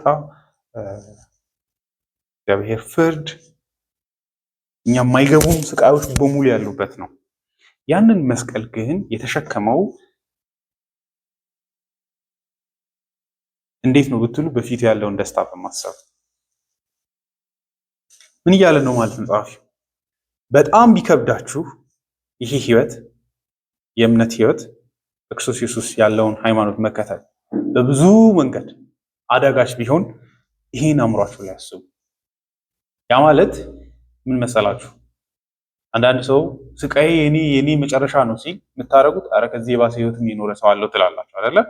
ላይክ የራሱ ስቃይ መጨረሻ ሲመስለው ጳውሎስም አክቹአሊ ማንያ ቆሮንቶስ 10 ላይ እንደዛ ይላል። ሰው ላይ ከደረሰው በቀር እናንተ ላይ የተለየ የደረሰ ነገር የለም ይላል። ላይክ ካልሙኑ አይነት ነገር ቦነስ አንዳንዴ እንደዛ ነው አይደለ? you are not unique የሆነ ያለ መጨረሻ የደረሰ እናስመስል አንዳንድ ስቃዮቻችን፣ በተለይም ደግሞ በሃይማኖት ምክንያት የሚመጣው እንደኔ በቃ የተቸገረ የለም እንዳንል ማለት ነው። ለዛ የእናንተ ቴሮሾልድ ኢየሱስ ይሁን። እስከዚህ ድረስ ቢሄድ ራሱ ኢየሱስን ይስብ። ይሄ ግን ምን ያሳየናል ብትሉ ኢየሱስን ካሰባችሁ ብርታት እንደምታገኙ ነው የሚያሳየው። ኢየሱስ እኮ እስከዚህ ነው ሄደው፣ እኔም እስከዚህ መሄድ አለብኝ። እምነቴን እስከየት ልከተል? ሰው ሁሉ ቢተው መተው የለብኝ አይደለ? ኢየሱስ ሁሉ ትተው ሲሄዱ በእግዚአብሔር ፊት የተጠራለትን ህይወት ከመኖር አልሸሸም። እንደ ምሳሌ ነው ይፈራን ያለው። የኛም ሬዞሉሽን እንደዛ መሆን አለበት። ይሄን ሃይማኖት እስከምንድን ነው የምትከተሉት? መንግስቱ እንዳለው አንድ ጥይትና አንድ መሳሪያ እስከሚቀር ድረስ እንዋጋለን። እንደዛ ነው መሆን ያለበት። ሪዞልቭድ መሆን አለብን። ገብቷቸዋል?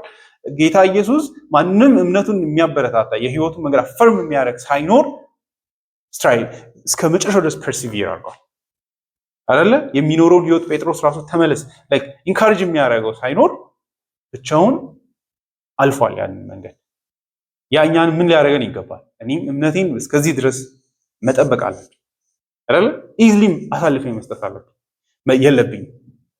ግን ምንን ማሰብ ነው?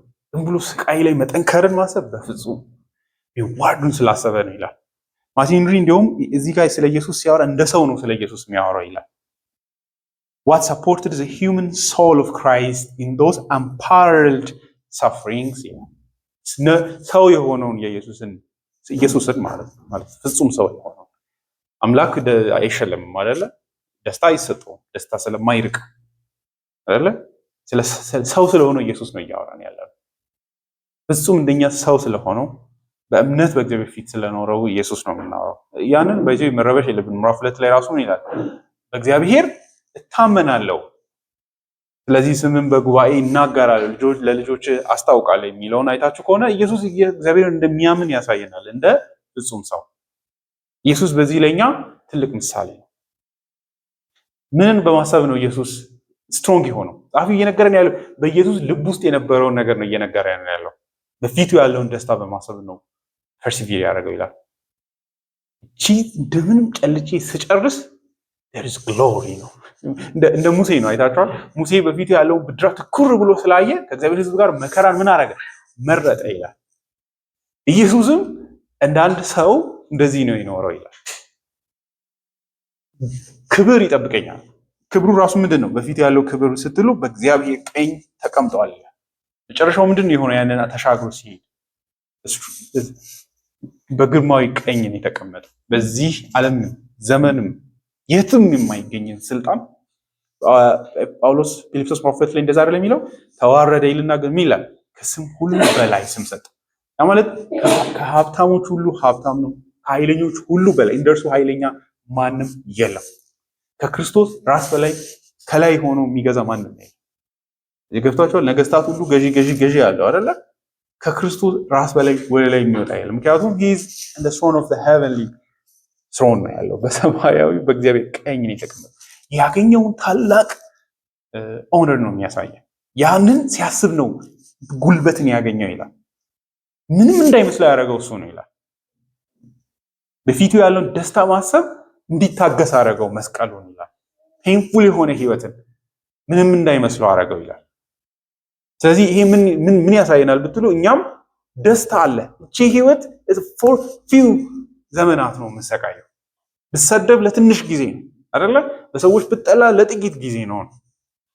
እንደ ሙሴ ነው ማለት ነው። ለጥቂት ጊዜ የሚገኝን ጊዜያዊ ደስታ ትቶ አይደለ? ደስታ አለው ግን ውርደቱን ጊዜያዊ ነው ማለት ነው። እሱን በመናቅ ብድራቱን ትኩር ብሎ ስለተመለከተ ነው መከራውን ከእግዚአብሔር ሕዝብ ጋር ፌስ ያደረገው ይላል። እኛም እንደዛ ነው ማሰብ ያለብን፣ ቀላል እንዳይመስለን። አንዳንዴ ይሄ አይነት ስትራግል ሲኖር ደስታ አለኝ ሜዲቴት ማድረግ ማለት ነው። በሰማያዊ ህይወት አለኝ። ይሄ አይደል ኢየሱስም የሚያስጠነቅቀን በሆነ ረገድ እሱን ነው።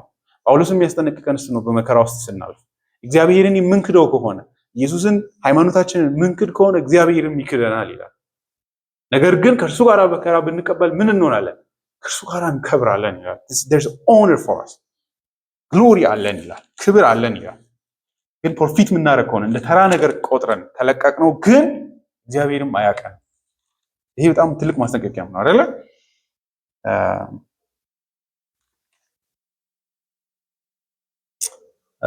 ሁለተኛ ጢሞቴዎስ ምዕራፍ 2 ላይ ቁጥር 9 ለዚህም እንደ ወንጀለኛ እስከ መታሰር ድረስ መከራን እየተቀበሉ ነው፣ የእግዚአብሔር ቃል ግን አይታሰርም። ስለዚህ በክርስቶስ ኢየሱስ ያለውን መዳን ከዘላለም ክብር ጋር እነርሱም ያገኙ ዘንድ ለመተመረጥ ስል ሁሉንም በመታገስ እጸናለሁ የሚለው ቃል የታመነ ነው። ይሄ መጠርጠር የለበትም። ይሄ ቃል ዳውት እንዳታረጉት። ሁለቱንም እርሱ ምንድን ነው?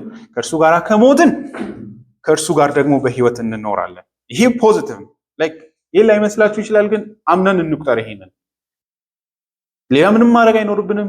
አምነን በወንጌሉ እንኖር። መጨረሻችን ከእርሱ ጋር ከሞትን አምነን ከእርሱ ጋር ደግሞ በህይወት እንኖራለን። መጨረሻችን ህይወት ነው የሚሆነው። ብንጸና ከእርሱ ጋር ደግሞ እንነግሳለን። ይሄ የታመነ ነው። ብንክደው እርሱ ደግሞ ይክደናል። እርሱ ታማኞች ሆነን ባንገኝ እርሱ ታማኝ እንደሆነ ይኖራል፣ ራሱን መካድ አይችልም። በምንድን ነው ታማኝ የሚሆን? ቅራትን በመስጠት በመካድ ደግሞ በእርሱ የሚያምኑትን በማንገስና በማክበር። ለዚህን ደስታ እናስብ፣ ይህንን እናሰላስል። ጳውሎስ በእስር ቤት ሆኖ ያስብ የነበረው ይህንን። ይሄ ኢየሱስን ምን እንዲያደርግ አደረገው? የመስቀልንም ውርደት ምን እንዲያደርግ አደረገው? እንዲንቅ አደረገው። ይሄ በጣም ከባድ ስቴትመንት ነው አይደለ? ኢየሱስ በእምነት ደስታውን በማሰብ ኖረ ብቻ አይደለም፣ መስቀልን ምን አደረገው? ናቀው። መናቅ አንድ ነገር ምን ማድረግ ነው? እንደ ተራ ነገር መቁጠር ነው። ሮሜ ምዕራፍ 8 ላይ ጳውሎስም እንደዛ ነው አይደል የሚለው፣ ሊገለጥልን ካለው ክብር ጋር ሲስተያይ የአሁኑ ዘመን ስቃይ ምንም እንዳይደለ ቆጥራለሁ ይላል። ኢየሱስ ብቻ አይደለም፣ ጳውሎስንም ውስጥ እናያለን። ምንድነው ይህንን አይነት ንቀትን የሚያመጣው ለህይወት አይደለም? እንደዚህ ህይወትን መናቅ አይደለም እኮ መከራንም ጭምር መናቅ። ይሄ ስቃይን ወይ የሚያደርገው እንዴት ነው ብትሉ ግን ይገለጥልን ካለው ክብር ጋር ሳንጻጽር ነው የሚለው። አንዳንዴ we need to ask ourselves if we have truly understood በክርስቶስ ኢየሱስ የሚጠብቀን ክብር ምን እንደሆነ እንደተረዳን መጠየቅ ያለብን። አንዳንዴ መንፈሳዊ ህይወት የሚሸረሸርበት የሚደክምበት ምክንያት ሌላ ኤክስፕላኔሽን ይመስለናል። ግን አንዳንዴ ደንስ የሆነ ቴዎሎጂካል አንደርስታንዲንግ አለመኖሩ ነው። እሱም ሊመጣ ያለውን ክብር አለመገንዘብ፣ አለመቁጠር ማለት ነው። ተራርጎ ማሰብ። አንዳንድ ሰው እንደው ሰማይ ሄዶ እግዚአብሔር ፊት ማሸብሸብ ነው፣ ሌላ ምን አለ ይላል። ገብቷችኋል? ይሄ ስላችሁ ጭንቅላታችሁ ዲፕ ዳውን እሱን ተሸክሟችሁ ሊሆን ይችላል የምንኖረው። ገብቷችኋል? ላይክ ሞት ሲኦል ማምለጥ ነው፣ ሌላ ምን አለ የሚል ሰው አለ። እንደዛ ሲሆን you won't have energy to pursue this life። እና የምር ካልቪን እንደውም በእውነተኛ መንገድ የሚጠብቀንን ታላቅ የትንሣኤን ተስፋ ካልተገነዘብን አንዲቷንም መንፈሳዊ የሆነ እውነተኛ እርምጃ በሕይወታችን አንወስድም። ላይክ ከላይ በጣም ራዲካል ነገር የምንወስን እንመስላለን፣ ግን አንድ ነገር ስትሬች እያደረግን አይደለም። ተኝተን ያለ ነው ሜቢ አይደለ? 2 ዓመቱ 3 ዓመቱ በእንቅልፍ ሊያልፍ ይችላል። ላይክ እንደዛ እንዳይሆን አይደለ? ከየት ነው እንደዚህ አይነት ዲዚነስ የሚመጣው ብትሉ ታላቅ ተስፋን አለመገንዘብ ነው። እንኳን ህይወትን መከራን ጭምር ኦቨርዌልም የሚያደርግ ተስፋ ነው። ያን ስላችሁ የሆነ ቪዥን ይታየናል ማለት አይደለም፣ ግን መጽሐፍ ቅዱስ የሚገልጥባቸውን ቃሎች ማየት አለብን። የሚጠብቀንን ክብር ሲገልጽ በእግዚአብሔር ቀኝ መቀመጥ ክርስቶስ ኢየሱስ ጋር እንደምንነግስ ነው የሚናገረው። ኢየሱስ ይነግስና እንደዛ አይደለም፣ ኢቭን እኛ ከእርሱ ጋር እንደምንነግስ ነው የሚናገረው። በእግዚአብሔር ቀኝ አብረን ከክርስቶስ ጋር እንቀመጣለን። ስለዚህ ይህን በመረዳት ምን እናርግ? እንግዲህ ዝላችሁ ተስፋ እንዳትቆርጡ ከኃጢአተኞች የደረሰበትን እንዲህ ያለውን ተቃውሞን የታገሰውን እርሱን አስቡ። ስለዚህ ሩጫው ላይ ምን ትዕግስት ማጣትን አይደለም የሚያወራው። ተስፋ መቁረጥ ከትዕግስት ማጣት ነው የሚመጣው። እኔ ከዚህ በላይ አልታገልም። እኔ ይሄን ያህል ጊዜ ተሰቃያለሁ ብዬ አይደለም የመጣው። ይህ ምንድነው ኮንቲኒስሊ በዳውትና ሁሌ እየተቀመጡ ተሳስቼ ሁሉ መጨነቅ ሙሉ በሙሉ ትቼው አልገላገልም ወይ እንዳትሉ ማለት ነው አይደለ? ሉተር አንድ በጣም ኢንትረስቲንግ ስቴትመንት ይሰራል። እንደውም ሰይጣን አላማኞችን እንዳያምኑ የሚታገለው ነገር የለውም፣ ምክንያቱም የሚያምኑት ነገር ራሱ ስለሌላቸው ይላል። ላይክ አለ አይደለ? ምንን ለማስጣል ይታገል? ትልቁ ኢንቨስትመንት የእግዚአብሔር ልጆች ላይ ኢዮብ ላይ ነው የህይወቱ እቅድና ጥንስስ። ምክንያቱም ሌላው ሁሉ ኦልሬዲ ከእርሱ ዶሜን ስር ስላለ ምንም ህይወታቸው መከራ የማይበዛበትም በሆነ ረገድ ጠላቱ ስላልሆኑም ጭምር ነው። የመናኝ ጉዞ ላይ እንዳለው ነው። ክርስቶስን የተቀበላችሁ ቀን ራሳችሁ ላይ የጨለማ ሰራዊትን ጠርታችኋል፣ ትኩረት ውስጥ ገብታችኋል ነው ላይክ እንደዛ። ስለዚህ ያ የማያቋርጥ ትግል አለበት ነው የእውነተኛ መንፈሳዊ ህይወት። በጥርጣሬ በፍርሃት በጭንቀት አይደለ? ከልብ ውስጥ አይደለም እነዚህ ጥርጣሬዎችና ፍርሃቶች የሚፈልቁ። አንዳንዱ ከውጭ ነው። ያው እኛ ሰይጣን ስለማይታየን ካልቪን ይላል ሰይጣን እንዴት ነፍስን አክሰስ እንደሚያደርግ አላውቅም፣ ያንንም ኦንቶሎጂ መስራት አልችልም ይላል። ግን አንድ ነገር አውቃለሁ፣ ግን ዲፕ በሆነ የሰው ልጅ ኮንሽስ ውስጥ ሰርስሮ አክት እንደሚያደርግ ግን አውቃለሁ ይላል። ለዛ በጣም የሚያስፈራ ጠላት እንዳለን መገንዘብ አለብን፣ እምነታችንን የሚፈታተን ይላል። ያው ሁሉ ነገር ከላይ ሲታይ የተለያዩ ምንጮች ቢኖሩትም ከውስጥ ግን ያለው ያ ክፉ ነው። እንግዲህ ጌታ ባስተማረም ጸሎትም ላይ ኢምፋሲስ የሚሰጠን ለዛ ነው። እኛ ላይትሊ ልንወስድ እንችላለን፣ ግን የአባታችን ጸሎት ላይ የገባ ትሬት ነው አይደለ? ነሰንስ ጌታ ኢየሱስ የጸሎት አንዱ ወሳኝ መደምደሚያ ነው ከክፉ ጠብቀን የሚለው። ምክንያቱም የማያቋርጥ ኢየሱስ ያውቃል ከኛ በላይ ምን ያህል እንደሚታገል። ለዛ ነው ያ ጸሎት ሁሌ ጸሎታችን ላይ መኖር ያለበት አይደለ? ለኛ ጠላት የሌለን ይመስለን ይችላል፣ ግን ኢየሱስ እያሳየን ነው ላይ ቪጂለንት ጠላት አለን የማይተው ስላችሁ እንድንዝል የሚያደርግ የሚታገል አለ።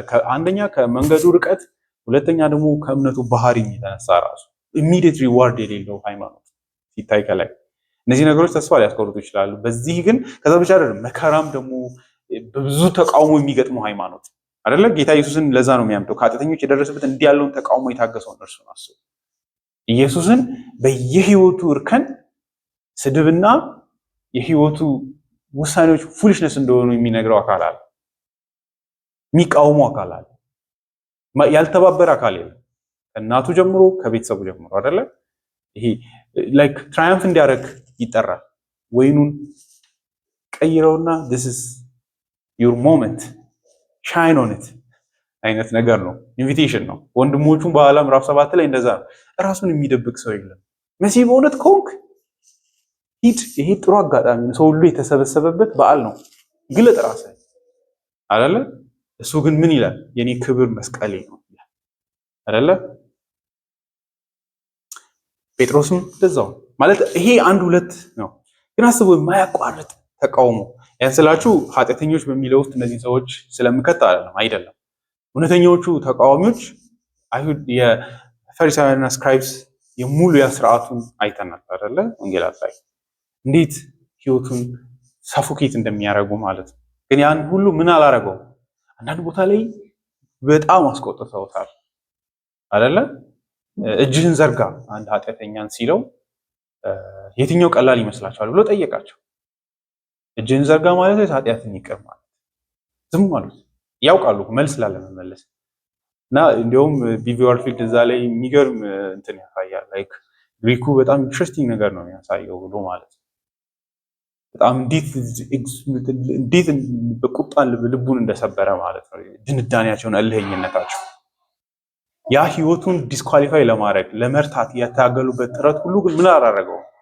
እስከ መስቀል ሞት ድረስ እሱን ለማጥፋት ቢታገሉ ተመልሶ ግን ሸሽቶ በእነሱ ክፋት አልተረታም። እናንተ በቀላሉ ጊቭ አፕ አታርጉ ይላል። ስለዚህ እንደሱ እንድትሆኑ በርቱ፣ እሱን አስቡ ከሁሉ በላይ ይላል እና ዝለን እንዳንጠፋ የሚረዳን ይሄ ነው። ስለዚህ ምን እናድርግ? ዴሊበሬትሊ እርሱን እናስብ በየትኛውም የህይወት መንገድ ማለት ነው። ሐዋርያው ጳውሎስ ጢሞቴዎስን ለማበረታታት አንደኛ ጢሞቴዎስ ላይ ለወንጌል እንዴት መታመን እንዳለበት ሲያወራ ኢየሱስን እንዲያስብ ያበረታተዋል። ምዕራፍ 6 ቁጥር 11 አንደኛ ጢሞቴዎስ የእግዚአብሔር ሰው ሆይ አንተ ግን ከዚህ ሁሉ ሽሽ፣ ጽድቅን፣ እውነተኛ መንፈሳዊ ሕይወትን፣ እምነትን፣ ፍቅርን፣ ትዕግስትንና ገርነትን ተከታተል። እነዚህ ነገሮች አጥብቀህ ተከታተል። መልካሙን የእምነት ገድል ተጋደል። አይታችኋል። በብዙ ምስክሮች ፊት በመልካም መታመን የመሰከርህለትንና የተጠራህበትን የዘላለምን ሕይወት አጥብቀህ ያዝ። ለሁሉም ሕይወትን በሚሰጥ በእግዚአብሔር ዘንድ እንዲሁም በጳንጢዮስ ጲላጦስ ፊት እውነትን በመሰከረ በክርስቶስ ኢየሱስ ፊት አደራ የምልህ ጌታችን ኢየሱስ ክርስቶስ እስኪገለጥ ድረስ ይህንን ትእዛዝ ያለ እድፍና ያለ ነቀፋ ሆነ እንድትጠብቅ ነው። ኢየሱስ በታላቅ ንጉሥ ፊት ቆሞ ምን አልሆነም? ድንጋይ አላረገም። የመጣለትን የህይወት እውነት የዚህን ሃይማኖት እውነት አንተንም በእርሱ ፊት አደራልሃለሁ። ያም መገለጥ የተባረከውና ብቻውን ገዢ የሆነው የነገስታት ንጉሥ የጌቶችም ጌታ እግዚአብሔር በራሱ ጊዜ የሚያሳየው ነው። እሱ ብቻ ይሟቲ ነው። ሊቀረብ በማይችል ብርሃን ውስጥ ይኖራል። እርሱን ያየ ማንም የለም፣ ሊያየውም የሚችል የለም። ለእርሱ ክብርና ኃይል ለዘላለም እስከ ዘላለም ይሁን አሜን ይላል። እንግዲህ እኛም ኢየሱስን በሁሉ መንገድ የህይወታችን በዓይኖቻችን ውስጥ እንደ ህይወታችን ምሳሌም አድርገን እናስበው፣ እናሰላስል። ይሄ የእግዚአብሔር ትእዛዝም ነው፣ የእግዚአብሔር ቃል ትእዛዝም ነው። እርሱን እናስብ፣ ሜዲቴት እናድርግ ኢየሱስን፣ እግዚአብሔርን። ስለዚህ ቅዱስ ቃሉ አመስግነን እንጨርስ።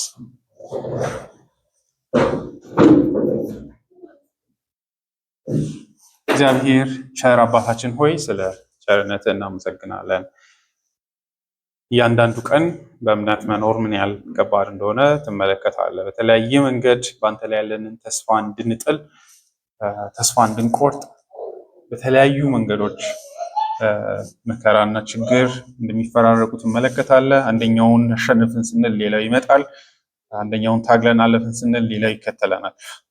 ይህንን የትግል ባህሪ በመረዳት በፊትህ ረጅም መንገድ እንደሆነ በመገንዘብ በዝግታ እንድንሮጥ ስላሳሰብከን እናመሰግናለን። ይህ መረዳት አእምሯችን ላይ እንዲቀመጥ፣ ይህንን ሩጫ በትዕግስት ለመሮጥ ራሳችንን እንድናዘጋጅ፣ አሁንም ደግሞ የዛለውን ጉልበታችንን አጠንክረን በጽናት ለመሮጥ ራሳችንን እንድናዘጋጅ እንድትረዳን ደግሞ በቃል ስላሳሰብከን ኢየሱስንም እንድናስብ የህይወታችን የመጨረሻ ምሳሌ የትኛውም አይነት የሃይማኖት ትግል ውስጥ እርሱ ያለፈበትን መንገድ ወንጌል ሰባኪያን የመሰከሩልንን የህይወትን ታሪክ በመገንዘብ እኛም ብርቶች እንድንሆን እንድትረዳን እንለምናለን።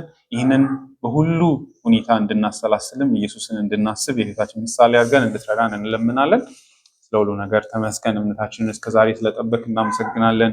ደግሞ መጠራጠራችንን ደግሞ የሚጠብቀንን ተስፋ ላናገኝ እንደምንችል መፍራታችንን ሁሉ በልጅ በክርስቶስ ኢየሱስ ይቅር እንድትለን፣ የሚጎድለውን ደግሞ በተለያዩ ነገሮች የሚጎድፈውን እምነታችንን በይቅርታ እንድታየው እንለምንሃለን። ስለ ሁሉ ነገር ስም ይመስገን። በጌታችን በኢየሱስ ክርስቶስ ስም አሜን።